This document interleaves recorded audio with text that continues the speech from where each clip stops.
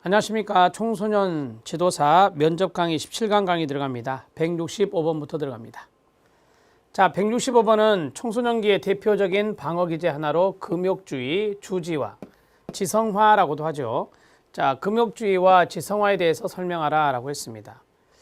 자, 금욕주의는 무의식적으로 성적 욕구 등 본능적 욕구의 존재 자체를 거부하는 겁니다.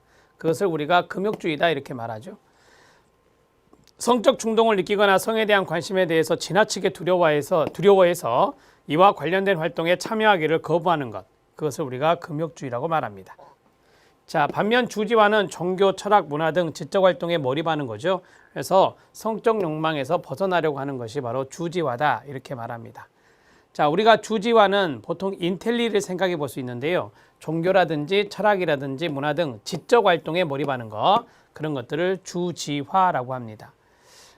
이 두 가지를 혼동하지 말라는 의미에서 이제 질문을 던진 것 같습니다. 그래서 금욕주의와 주지화는 좀 다른 부분이 있다라고 하는 거고요. 말 그대로 여러분들이 금욕이라고 하면은 본능적 욕구 존재 자체를 거부하는 거다. 금알금자 거부하는 것이다 라고 보시면 됩니다. 그래서 성적 충동을 느끼거나 성에 대한 관심에 대해서 너무 두려워한 나머지 이와 관련된 성적인 측면에 관련된 활동에 참여하는 것을 거부하는 것이 금욕주의가 되겠습니다. 지적 활동에 몰입하는 것은 주지하고요. 그래서 성적 욕망에서 벗어나려고 하는 것을 이야기하는 겁니다. 자, 166번은 우리가 이제 필기 시험이나 전공 과목에서 많이 배우는 건데요. 스탠버그의 사랑의 이론에서 사랑의 3요소가 있죠. 사랑의 3요소에 대해서 설명하라 라고 했는데 그 3요소가 친밀감, 열정, 그 다음에 헌신이라고 하죠. 보통 헌신. 그래서 친밀감, 열정, 헌신 이 세 가지로 잡으시면 돼요.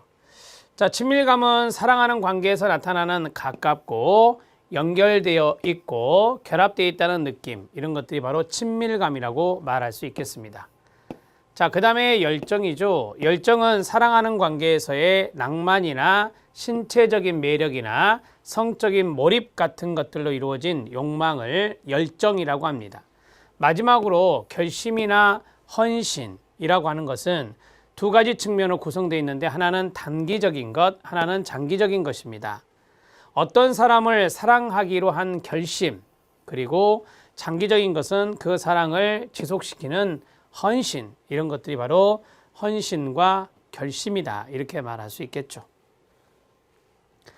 자, 우리가 이제 그 세 가지의 요소를 이야기하는 것이 가장 중요한데요. 자, 친밀감이라고 하는 거, 열정이라고 하는 거, 그 다음에 헌신이라고 하는 것을 꼭 말씀을 하세요. 자, 스탠버그가 말한 사랑의 3요소는 친밀감과 열정과 헌신입니다. 자, 친밀감이라고 하는 것은 여러분들이 그대로 이해하시면 되는데 어떤 사람과 연결되는 듯한 그러한 느낌, 그러한 정서를 우리가 친밀감이다 이렇게 말하고, 그 다음에 열정이라고 하는 것은 신체적인 매력이라든지 성적인 몰입이라든지 그러한 것들과 관련된 욕망을 열정이라 한다. 자, 그리고 헌신이라고 하는 것은 쉽게 말씀드리면 이거죠. 사랑을 해야 하겠다라고 하는 결심과 그 사랑을 지속시키고자 하는 어떤 책임, 이런 것들이 바로 헌신이다 이렇게 정리하시면 되겠습니다. 다시 한 번 더 설명해 드렸습니다. 자, 167번입니다. 바람직한 청소년 여가의 지원 방향입니다. 청소년의 여가가 많이 부족하다, 여가 문화 공간이 부족하다라고 했는데 거기에 대한 지원 방향입니다. 설명해봐라 라고 했습니다. 세 가지로 말씀드리겠습니다. 첫째, 청소년 전용의 여가 공간 및 시설 확충과 지역 단위 여가 공간 및 시설의 확충입니다. 두 번째, 수련시설의 활성화 및 여가 프로그램의 활성화와 지역 단위 청소년 동아리 활동이나 축제 지원의 확대입니다. 세 번째로, 소외 청소년의 여가 지원과 청소년 문화, 예술 활동을 지원하는 것입니다. 라고 했는데요. 자, 여기에서 첫째와 둘째 정도를 말씀하시면 될 것 같아요. 두 가지요. 자, 여기 간단하게 보면 청소년 전용 여가 공간 확충입니다. 청소년만이 이용하는 청소년 전용의 여가 공간을 확충하는 거고요. 그 다음에 두 번째가 바로 수련시설의 활성화, 수련시설 확충이라 해도 되고요. 수련시설 확충과 그 다음에 여가 문화 프로그램의 활성화가 되겠습니다. 여가 문화 프로그램의 활성화, 이렇게 해서 두 가지로 정리를 하면 되겠죠. 자, 첫 번째, 두 번째입니다. 바람직한 청소년 여가 또는 문화의 지원 방향은 첫째, 청소년의 여가 공간이 많이 부족하니 청소년 전용의 여가 공간을 확충할 필요가 있습니다. 두 번째로는 청소년의 여가 문화 활동을 많이 권장하고 있는 수련시설이 있는데 그 수련시설의 확충과 함께 수련시설에서의 문화 프로그램, 질적인 문화 프로그램이 많이 활성화될 필요가 있다고 생각합니다. 이렇게 말씀하시라 이 말이죠. 자, 168번 들어갑니다. 자, 168번은 청소년 소비 문화입니다. 청소년 소비 문화에 대한 세 가지 관점에 대해서 설명하라 라고 했는데요. 청소년 소비 문화에 대한 세 가지 관점은 생산주도적 소비 문화론, 쾌락주의적 소비 문화론, 소비 양식론, 이런 것들이 있다. 자, 생산주도적 소비 문화론은 생산적인 메커니즘에 의해서 소비 문화를 형성하는 것이고, 그 다음에 쾌락주의적 소비 문화론은 말 그대로 소비자의 감각적인 쾌락, 상상적 즐거움에 의해서 소비 문화를 형성하는 것이고, 소비 양식론은 사회적 지위 표현 기제로서 소비나 과소비 소비 문화를 형성하는 것이다 라고 해요. 자, 첫 번째 생산주도적이라고 했는데요. 생산적인 메커니즘, 거기에 의해서 소비 문화가 형성된다. 말 그대로 생산주도적이다 이렇게 말하고, 그 다음에 쾌락주의적 소비 문화는 여기서 보면 소비자의 감각적 쾌락이란 말이 나와요. 자, 그렇게 해서 소비 문화를 형성하는 것이고, 소비 양식론은 여기 과시적 소비 문화 형성이 있죠. 이게 이제 소비 양식론과 연관성이 있습니다. 그래서 세 가지 생산주도적, 쾌락주의적, 소비 양식론, 이 세 가지에 대해서 설명했습니다. 여러분, 이건 다 청소년의 소비 문화와 연관성이 있습니다. 청소년은 소비 문화를 형성하는 데 있어서 아주 생산적인 청소년의 소비 문화를 위해서 어떠한 것을 만들어내는 생산적인 기제 역할을 할 수 있다라고 하는 거고, 두 번째로는 청소년 소비자가 상당히 감각적이고 상상적인 즐거움의 소비 문화를 형성하기 때문에 쾌락주의적인 소비 문화론을 이야기할 수 있고요. 그 다음에 좀 과시적인 형태가 있어요. 충동적이면서도 과시적인 그러한 측면이 있기 때문에 소비 양식론의 입장이다 이렇게 이야기하는 겁니다. 사회적 지위의 표현 기제. 자, 됐습니다. 168번에 청소년 소비 문화의 세 가지 관점에 대해서 말씀드렸습니다. 생산주도적이란 말과 쾌락주의적이란 말과 소비 양식이란 말을 좀 더 기억해 놓으시면 될 것 같고요. 자, 여러분들이 만약에 이것을 뭐 세 가지 관점에 대해서 말해 보시오 만약에 나왔다면 타이틀만 말씀하셔도 될 것 같아요. 생산주도적, 쾌락주의적, 소비 양식론적인 입장이 있습니다. 이렇게만 말씀하셔도 될 것 같고요. 169번입니다. 이게 좀 더 중요하죠. 청소년 소비 문화의 특성에 대해서 이야기했는데 앞에 있는 것과 좀 연결되는 이야기예요. 청소년 소비 문화의 특성도 세 가지로 이야기를 해보면요. 첫째, 청소년에게 광고나 영상 매체는 소비 문화와 확산 기제로 작용할 수 있고, 소비 문화의 확산 기제로 할 수 있고요. 둘째, 즉흥적이고 충동적인 소비 경향에 의한 신상품 소비가 이루어지고요. 마지막으로 청소년이 경제적인 능력인 부족으로 인해서 가족과의 갈등이나 범죄 유혹 등의 문제가 발생할 수 있다라고 하는 측면입니다. 자, 소비 문화의 특성을 이렇게 좀 세 가지로 말했는데 제가 여러분들한테 두 가지를 추천하면 첫째와 둘째를 추천하고 싶어요. 자, 여러분들이 알다시피 청소년의 소비는 광고라든지 영상 매체의 영향을 많이 받습니다. 그래서 광고와 영상 매체가 바로 소비 문화의 확산 기제가 된다라고 하는 것이 하나. 그다음에 두 번째가 즉흥적이면서도 충동적인 소비 경향으로 신상을 많이 살려고 한다. 이런 것들이 바로 두 번째 특징이라고 합니다. 169번 이해되시죠? 이게 168번보다는 좀 더 중요합니다. 자, 이제 사이버 문화로 들어갈까요? 자, 사이버 문화의 특성에 대한 내용인데요. 사이버 문화 특성은 대면적인 접촉이 없잖아요. 익명성의 문화입니다. 자발적인 참여에 의한 개방성이나 다양성의 문화가 있습니다. 가상 공간에서 이루어지는 초월성과 가상성의 문화입니다. SNS와 같은 파급력을 가지고 있어서 어떤 연결성이나 전파성의 문화를 가지고 있다라고 해요. 제가 키워드만 적어보면 익명성이죠. 두 번째가 개방성이죠. 자, 세 번째가 가상성이죠. 네 번째가 전파성이에요. SNS 생각하면 되죠. 사이버 문화의 특성을 제가 세 글자씩 조금 잡아봤습니다. 첫 번째, 대면하지 않는 익명성이 있다라고 하는 거고요. 두 번째, 우리가 이제 자발적인 참여로 사이버 공간에서 자발적인 참여로 개방되어 있는 데다라고 하는 거고, 그 다음에 아시는 대로 가상 공간에서 이루어집니다. 그래서 가상성이 있고요. 그 다음에 SNS를 통해서 파급력이 아주 높은 바로 전파성의 특징을 가지고 있다. 이렇게 네 가지로 조금 정리해 놓으시되, 네 가지를 굳이 말씀하지 않으셔도 됩니다. 뭐 두 가지 내지 세 가지 정도 말씀하셔도 될 것 같아요. 저는 지금 사이버 문화의 특성에 대해서 했고요. 이건 좀 의미가 있습니다. 알아두실 필요가 있고요. 자, 사이버 공간이 청소년에게 미치는 긍정적인 영향도 분명히 있을 겁니다. 그걸 한번 보시면, 사이버 공간이 청소년에게 미치는 긍정적인 영향을 세 가지로 이야기해 보면, 첫째, 사이버 공간은 청소년들이 능동적이고 새로운 경험을 하며 변화를 모색할 수 있는 공간입니다.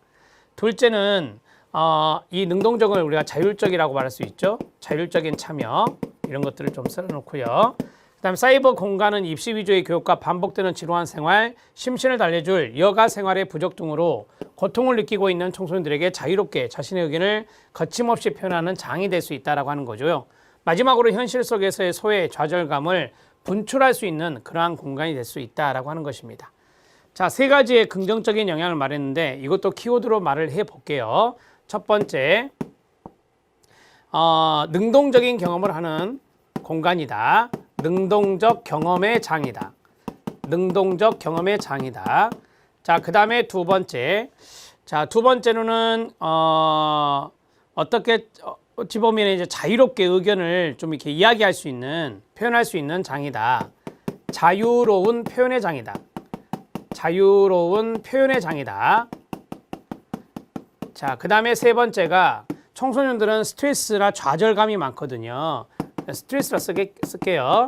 스트레스 분출의 장이다. 분출의 장이다. 이 장 대신에 공간을 써도 됩니다. 능동적 경험의 공간, 자유로운 표현의 공간, 그 다음에 스트레스 분출의 공간, 이러한 공간으로 작용하기 때문에 사이버 공간이 긍정적인 영향이 분명히 있다라고 말할 수 있겠죠. 171번도 알아두실 필요 있겠죠. 체킹해 주시고요.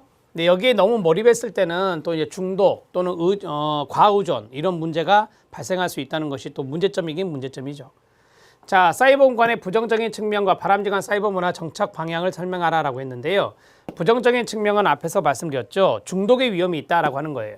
그다음에 사이버 공간에서 접하는 정보나 사람의 유해성이 있다는 거죠. 익명성으로 인해서 일탈 행위의 위험도 있다라고 하는 겁니다.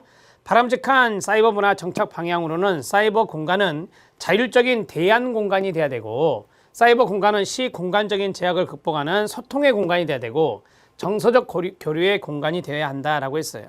앞에서 제가 긍정적인 측면을 말했잖아요. 그래서 자율적으로 자유롭게 자기의 표현을 할 수 있는 그러한 공간이 돼야 된다라고 하는 겁니다. 소통하는 공간이 돼야 되고요. 정서적인 교류의 공간이, 가상 공간이지만 정서적인 교류의 공간이 돼야 된다. 그래서 이 청소년이 건강하게 성장하는 데 있어서 아주 좋은 공간으로 좀 이렇게 바람직한 공간으로 거듭나야 된다라고 하는 거고, 자, 부정적인 측면에 대해서 하면은 중독성이죠.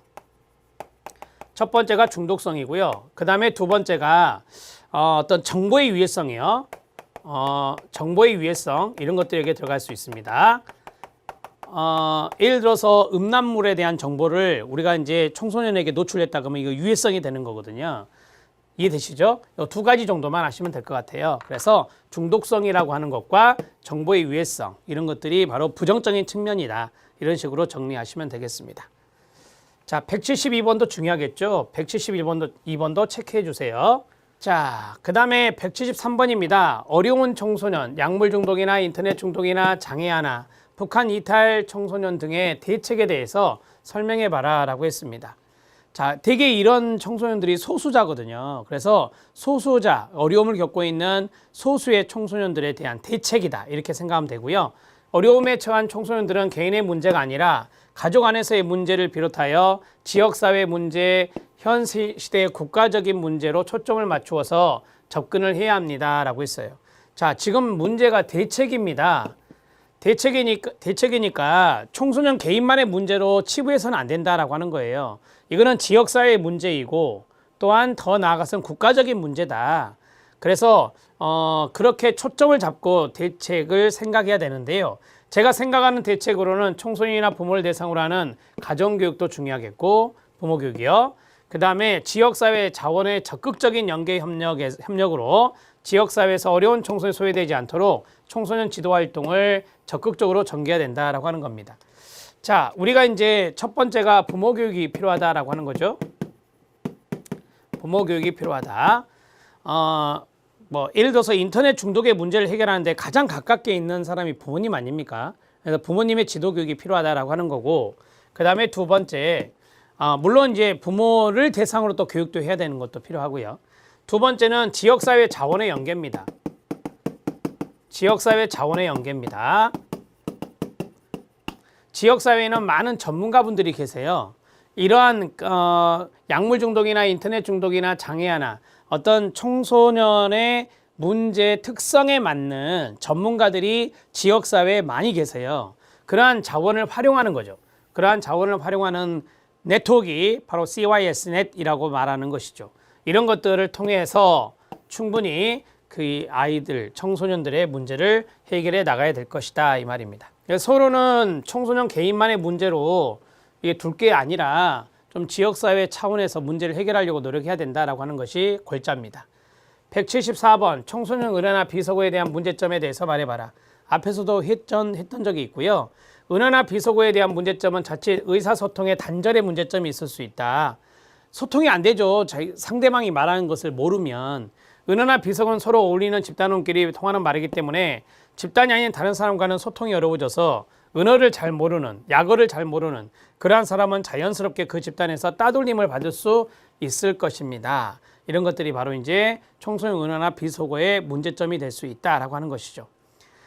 좀 더 이제 그 언어를 은어나 비속어는 청소년들 사이에서 쓸 수 있다라는 것을 인정하면서도 좀 더 바람직한 언어로 조금 순화하는 노력도 필요하다. 왜냐하면 소통의 문제가 있기 때문에 그렇다라고 하는 거죠.